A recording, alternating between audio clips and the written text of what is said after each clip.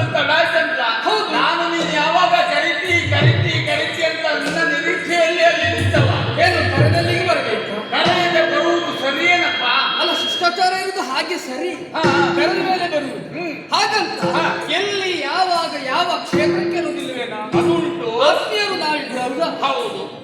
ಈ ಆತ್ಮೀಯತೆಯಲ್ಲಿ ನನ್ನೊಂದಿಗೆ ಸದಾಕಾಲ ಇರುವವ ಹೀಗಿರಬೇಕಾದ್ರೆ ನಾನು ಕರೆದ ಮೇಲೆ ಬರಬೇಕೆನ್ನು ಹಾಗಿಲ್ಲ. ಯಾವಾಗಲೂ ನೀ ಕರೆಯದೇ ಬರುವುದಾದ್ರೂ ಇದು ಸುಮ್ಮನೆ ಹೇಳಿದೆ ಬಿಟ್ರೆ ನಾನು ಕತೆ ಗೊತ್ತುಂಟ. ನೀನ್ ಎಲ್ಲೋದಿ ಅಂತ ನಾನು ಅಲ್ಲಿ ಹುಡುಕು. ನೀನು ಎಲ್ಲಿದ್ದೆ ಎಂಬ ಹಾಗೆ ನಾನು ಹುಡುಕು. ಇಬ್ಬರಿಗೆ ಹುಡುಕಾಟ ಮಾಡೋದು ತಪ್ಪಿದ್ದಲ್ಲ.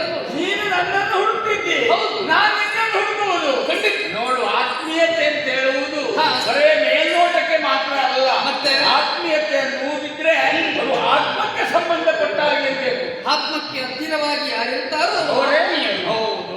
ಮಾತು ಏನು? ಮಳೆಗಾಲದಲ್ಲಿ ಮಳೆ ಹನಿಯಲ್ಲಿ ಕಣ್ಣೀರನ್ನು ಗುರುತಿಸುವ ನಿಜವಾದ ಗೆಳೆಯನಂತೆ. ನಿಜವಾಗಿ ಹೌದು. ಹಾಗಾಗಿ ಅವರು ಹಿರಿಯವರು ಹೇಳಿ ಗೆಳತನ ಎನ್ನುವುದು ಅನುಭವ, ಗೆಳತನ ಅನ್ನೋದು ಅನುಭೀಯ, ಗೆಳತನ ಅನ್ನೋದು ಅಮೃತವಾದದ್ದು ಎನ್ನುವ ಹಾಗೆ. ಹೌದೌದು. ಸರಿಯಾಗಿ ಯೋಚನೆ ಮಾಡಿದ್ರೆ ಅಲ್ಪ ಕಾಲದಲ್ಲಿ ನನ್ನ ಹೃದಯವನ್ನು ಗೆದ್ದವ ನೀನೇ ಆಗಿತ್ತು. ಯಾಕೋ ಈ ಮಾತು ಮಾರಾಯ. ನಾನ್ಯಾವಾಗಲೂ ಎಣಿಸುವುದಿದ್ರೆ ನನ್ನ ಮನಸ್ಸನ್ನ ಗೆದ್ದಿದ್ದವು. ಯಾಕೆ ಹೇಳಿದ್ರು ನೀನೇ ಹೇಳ್ತಾ ಇದ್ದವ. ನಾನು ನಿನ್ನನ್ನು ಗೆಳೆಯನಾಗಿ ಮಾಡಿಕೊಂಡ ನನ್ನ ಜೀವನ ಸಾರ್ಥಕ ಎನ್ನುವ ಹಾಗೆ ಮನಸ್ಸಿಗೆ ನನ್ನ ಸಂತೋಷವಾಗುತ್ತದೆ. ಯಾಕೆ ಕೇಳಿದ್ರೆ 64 ದಿವಸದ ಹಿಂದೆ ನಾನು ಬಂದದ್ದು. ಹೌದು. ಇದು 64 ದಿವಸ ಕಳೆದು 65ನೇ ದಿವಸ ನಾನು ಗುರುಮಠ. ನಿಜವಾಗಿ ನೀನು ದಿವಸಗಳ ಲೆಕ್ಕ ಹೇಳುವುದಿದ್ರೆ 65 ದಿವಸ ಆದ್ರೂ ನಾನು ಇದರ ಹಿಂದೆ ಇದ್ದ ವರ್ಷಗಳೆಷ್ಟು ನನಗೆ ಗೊತ್ತಿಲ್ಲ. ಇದ್ರೆ ಏನಾಯ್ತು ಹೇಳು. ಏನಾದ್ರೂ ಪ್ರಯೋಜನಕ್ಕೆ ಬರ್ತೇನೋ ಮಹಾರಾಯ. ನಾನು 64 ದಿವಸದಲ್ಲಿ 64 ವಿದ್ಯೆ, ನಾನು 64 ವಿದ್ಯೆ ಕಲಿತವನಿದ್ದೆ. ನೀ ಬಂದ ಮೇಲೆ ನೀನು ಹಾಗಲ್ಲ, 6 5 ಒಟ್ಟಿಗೆ 11 ವರ್ಷ ಕಳೆದನು. ವರ್ಷದ ಎಷ್ಟಂತ ನನಗೆ ಲೆಕ್ಕ ಇಲ್ಲ. ನೋಡು, 64 ದಿವಸದಲ್ಲಿ ನೀನು 64 ವಿದ್ಯೆ ಕಲಿತೆ. ನೀ ಬಂದ 64 ದಿವಸದಲ್ಲಿ ನಾನು 60 ಬಿಟ್ಟೆ, 4 ಕಲಿತೆ. 60 ಬಿಟ್ಟೆ. ಹೌದು, 4 ಬಿಟ್ಟೆ. ನಮ್ಮಲ್ಲೆಲ್ಲ ಆಗುದಲ್ಲ. ಅದು ಆಗುದೇ ಹೌದಾಗಿದ್ರೆ ಹಿಂದೆ ಕಳೆದ ವರ್ಷದಲ್ಲಿ ಕಲಿತಿದ್ದೆಲ್ಲ ನಾನು. ನೀ ಬಂದ ಮೇಲೆ ನನಗೆ ಆನೆಗೆ ಬಲ ಬಂದಂತಾಯ್ತು ಕೃಷ್ಣಯ್ಯ. ಹೇಗಾಯ್ತು? ಆನೆಗೆ ಬಲ ಬಂದ ಕಥೆ ಗೊತ್ತಿಲ್ವಾ? ಯಾವುದು?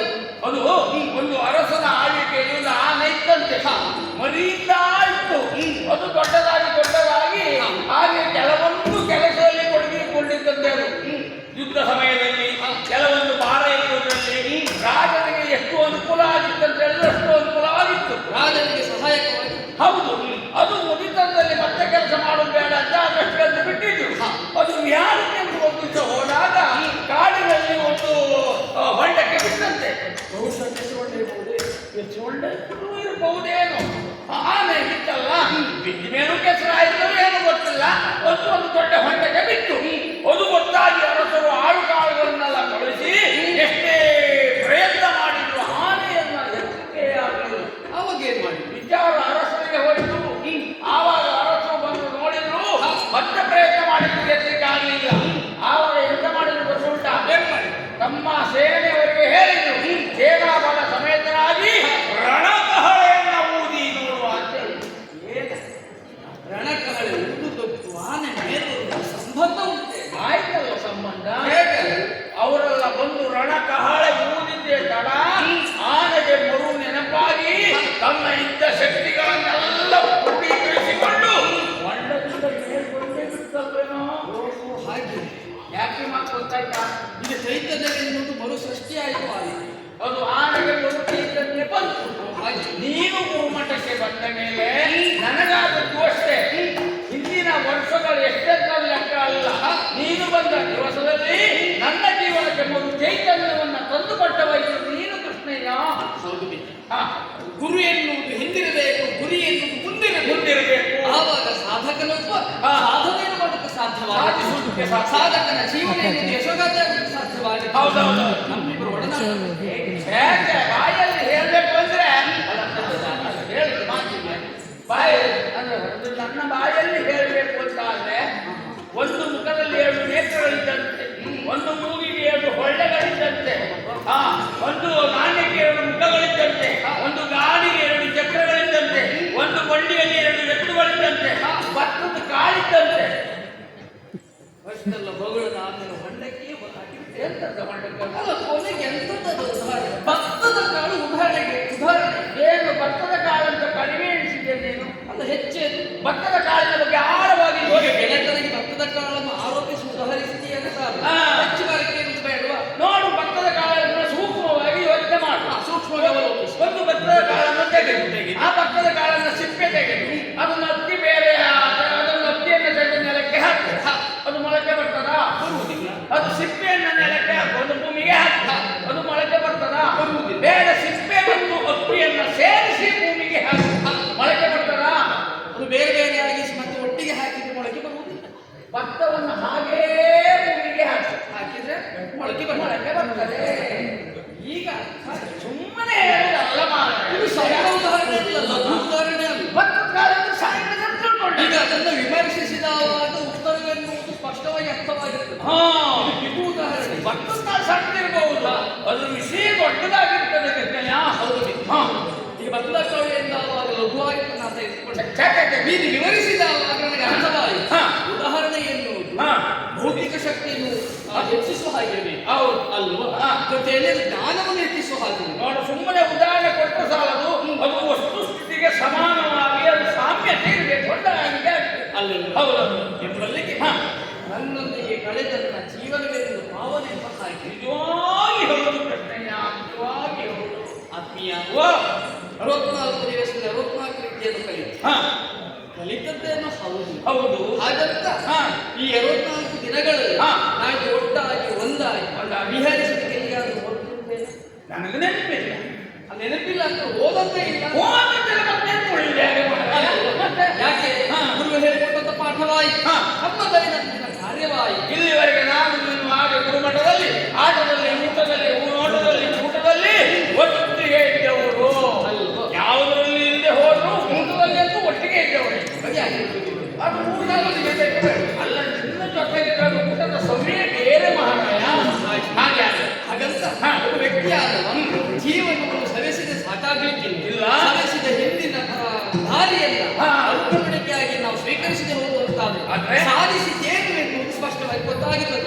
ಈಗ ನನ್ನನ್ನು ಉದಾಹರಣೆಯಾಗಿ ತೆಗೆದುಕೊಂಡದ್ದೇ ಆದರೆ ನಾನು ಹೇಳುವುದಾದ್ರೂ ಹೇಗೆ? ಪವಾಡ ಪುರುಷ ಹೇಳ್ತಾರೆ. ಪಾವಡ ಪುರುಷ. ಪಾವಡ ಪುರುಷ ಏನು? ಅದಲ್ಲ, ನೀವು ಹೇಳಿದ್ರೆ ಪವಾಡ ಪುರುಷ ಅಂದರೆ ಧರೆಗೆ ಬಂದಂತ ಭಗವಂತ ಎಂಬ ಹಾಗೆ. ಅದಕ್ಕೆ ಹಾಗಾಗಿ ಅಲ್ವೇನೋ ಕೃಷ್ಣಯ್ಯ, ನಮ್ಮಲ್ಲಿ ಬೆಳಿಗ್ಗೆ ಇದ್ದವರು ಪ್ರತಿಯೊಬ್ಬರು ನಿನ್ನ ಹೆಸರನ್ನ ಹೇಳದೆ ಒಂದು ಹನಿ ನೀರು ಕುಡಿಲಿಕ್ಕಿಲ್ಲ. ಕೃಷ್ಣಾಯ ವಾಸುದೇವಾಯ ನಂದಗೋಪ ಕುಮಾರಾಯ ಬೆಳಿಗ್ಗೆ ನಂದಿನಿ ಹಾಕ್ಯಾಯ. ಕೃಷ್ಣಾಯ ವಾಸುದೇವಾಯ ನಂದಗೋಪ ಕುಮಾರಾಯ ಬೆಳಿಗ್ಗೆ ನಂದಿನಿ ಹಾಕ್ಯಾಯ ಎಂದು ಎಲ್ಲ ಕೊಂಡಾಡು. ಹಾಗಾಗಿ ಹೌದಾ? ಗೋವಿದಾಯಕ ಅಂತ ಕರೆಯುವುದು. ಓ, ಹಾಗೆ ಅಂತ ಕೊನೆಗೊಂದು ಚ ಬರ್ತಲ್ಲ, ಅದು ನಿಜ ಅರ್ಥ ಮಾಡ್ಕೊಳ್ಳಿ.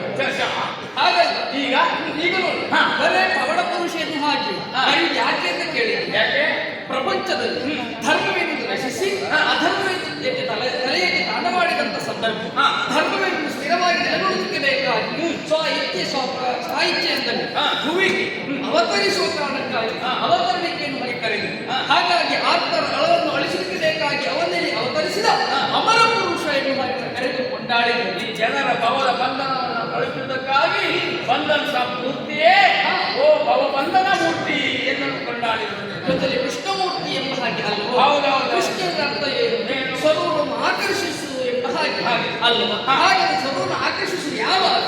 ಧರ್ಮ, ನ್ಯಾಯ, ನೀತಿ, ಸತ್ಯವನ್ನು ಆಕರ್ಷಿಸಿದವರನ್ನ ಆಕರ್ಷಿಸುವುದು ನಾನಿದ್ದೇನೆ.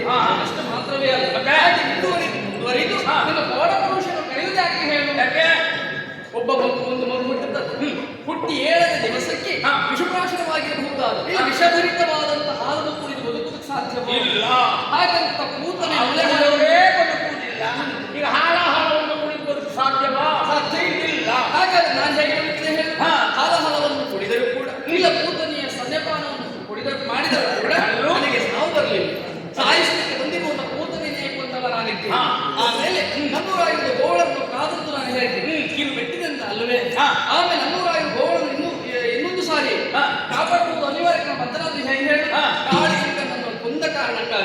ಆಮೇಲೆ ಮಾವ ಎನ್ನುವುದು ಬಂದೂಕನ್ನು ತೊರೆದೆ ಧರ್ಮ ಎನ್ನುವುದೇ ಮುಖ್ಯ ಕಾರಣಕ್ಕಾಗಿ ಮಾವನಾಗಿರುವಂತ ಕಂಸನನ್ನ ಮಾತುಳಾಂತಕ ಎನ್ನುವಂತ ಹೆಸರು ಕೂಡ ನಿನಗೆ ಬರ್ತದೆ. ವಿಷಯ ಮಾತು ಇಲ್ಲ ಇಲ್ಲಿಗೆ ಅದು ಹೇಳ್ತಾರೆ. ಅದು ನೀವು ಕೊಂಡೊಂದು ಮಾವನನ್ನು ಬಿಟ್ಟು ಇಲ್ಲಿಯನ್ನಲ್ಲ. ಖಂಡಿತವಾಗಿ ಆಕಿನ ಮಿಲನಕ್ಕೆ ಆಡಿದಂತ ಮಾತು ಈಗ ಇನ್ನೊಂದಿಗೆ ನಾನು ಅದೇ ಆಡಿದೆ ಅಂತ ನನ್ನ ಮನಸ್ಸಿಗೆ ಅದು ಹಗುರವಾಗಿದೆ, ಸಂತೋಷವಾಗಿದೆ ಎಂಬ ಕಾರಣಕ್ಕಾಗಿ ಹಾಗೆ ಮೊದಲೇ ಆಡಿದ ಹಾಗೆ ಮನಸ್ಸಿಗೆ ಅದು ದೇಶ ನೀಗಿಸಬೇಕು ಅಂತ ಪರಿಸರ ವೀಕ್ಷಣೆ ಮಾಡಬೇಕು. ಹೌದಾ? ಆಗ ಮುನ್ನುಗ್ಗಿ ಹೋಗಬೇಕಿಲ್ಲ.